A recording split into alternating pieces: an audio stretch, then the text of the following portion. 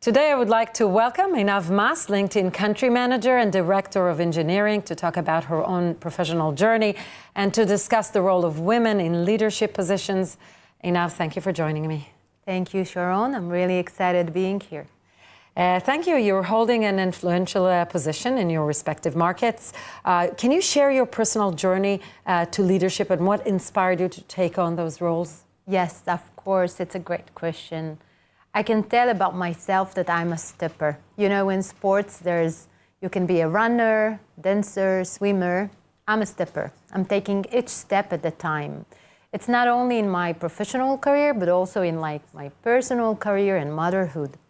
But when it comes to professional career, taking each step at a time, this is something that really shaped my own journey. I remember when I started my B-Science studies, I had my eldest daughter in just the second year of studies. And I didn't know how to navigate and what to do and how to build my career going on from now. I just started my motherhood. I don't have any career yet. I'm a student. I just took a step at a time and I said, the next step for me is to step into the industry and have my first role as engineer in the industry. That's it. I'm not building here mountains of journey and career. Just let's You didn't have a plan for 10 years from now. You just said, that's my next step. I had a lot of aspirations, but it seems so far away from the, positioning of being just a fresh mother, still a student without any background in engineering technology. So just to crack that, my very first step was to just find a student job as engineer. Go for that. And that's it. I put myself a goal, still having a lot of dreams and aspiration, but focus on that step. And you know what? For me, when I was very focused and scoped, it helped me to get there. So when I interviewed in my first jobs and as an engineer, I knew this is something that I will eventually get maybe in this company or other company, but it's gonna happen because you set a tangible goal. Yes, this is the step I'm going to take. Mm-hmm.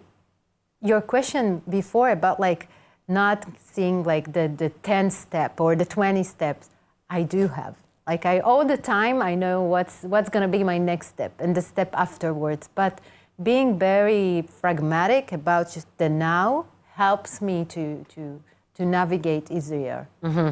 Do you believe women can bring a competitive advantage to the workplace?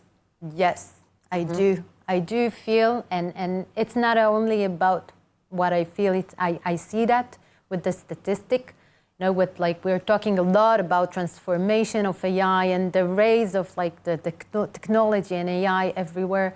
And in parallel on that, we see also in LinkedIn the increase of the need of soft skills and the workplace environment.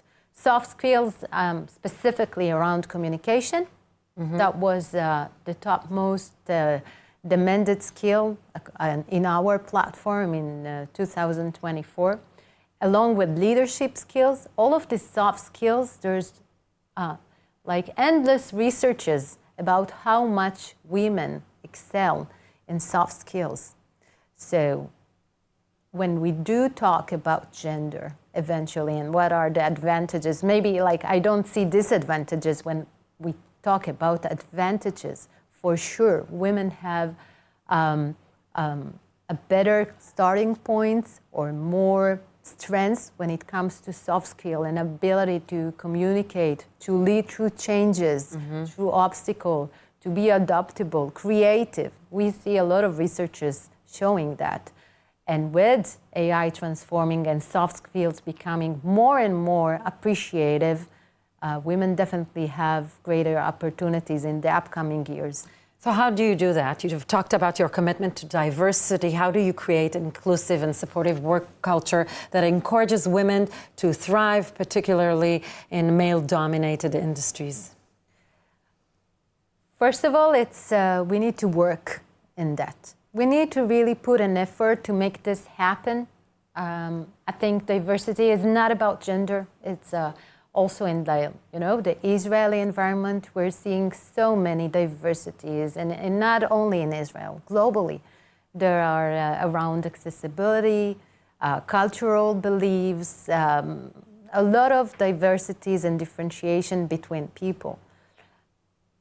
Well, in LinkedIn, and also like for me as a women leader and a manager, I think that we should build an environment that promotes people around their skills, around their abilities, around what they bring to the table, around their achievements.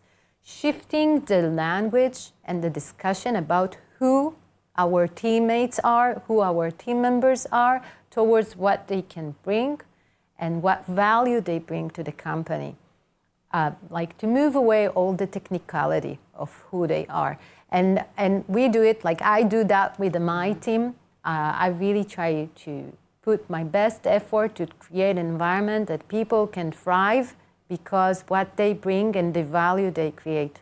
Do you have an example for what you're saying, something that you have changed in the culture of work in LinkedIn that is helping more women to take on positions, leadership positions? I can share just like, in my modest team and what I'm doing in my team, even not specifically for LinkedIn, this is something that I'm doing for a while from, I think, the very beginning that I started taking leadership role. So when it comes for gender, for example, I think there is a good advancement in workplace to create flexibility for women to balance their, for example, motherhood along with work.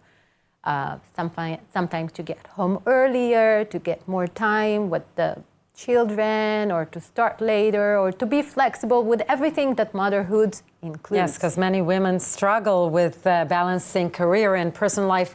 And what shifts have you made to help them? So for that, So for that, my example is when I say diversity, I enable this balance and flexible not only for women, but also for men. True. I think when we talk about equality, it's not enabling women to embrace their motherhood. It's also about enabling men or everyone to embrace their parenthood. Because if we want to bring the equality back, not only the workplace, but eventually to our families and home, we need to create this language. And if we want women to strive, we need to let their partners, whoever they are, to have the ability to also take an active role in parenthood. So this is like, personally my style. I encourage everyone to be parents, to be active parents, and shifting the way from women motherhood towards people and their life commitments, and balancing that and enabling everyone to be themselves. That's very nice. What advice would you give to young women aspiring to leadership roles or those feeling limited by societal workplace barriers? I would want to say go for it, but probably because numbers shows that the portion of women eventually in senior leadership roles is lower, there's some kind of limitation and barriers, as you're sharing. Going back again, of like my really beginning of the motherhood, being students and just having a kid, there was a point in time that I thought, that's it, it's over. My career is over. I would never be able to get any of my like kind of dreams and to really fulfill my career aspirations. The reason for that was that I didn't have an example for someone who did it. Someone that like really balance and go way in their career goals, as well as doing all of our other like personal dreams. So what really helped me is to going back to like a very tough moment, like getting birth of my eldest daughter. I just thought of my mother and my grandmother, and I said, millions of women did that before. Eynav, you can do that as well. And I want to say to all of these girls and all of these teenagers, all of the women out there, so many women are doing that. Maybe not equal to the statistic of how many men are doing that, but there are enough women out there doing that. taking their aspirations, going wild around their career goals, and really rocking it, being very successful. You can do that also. And maybe you can also do that better than other women and men. Just like find this inside of you, find this belief, and go for it. And I would love to see more women like going after their dreams. Eynav Mass, thank you for talking to me. Thank you, Sharon.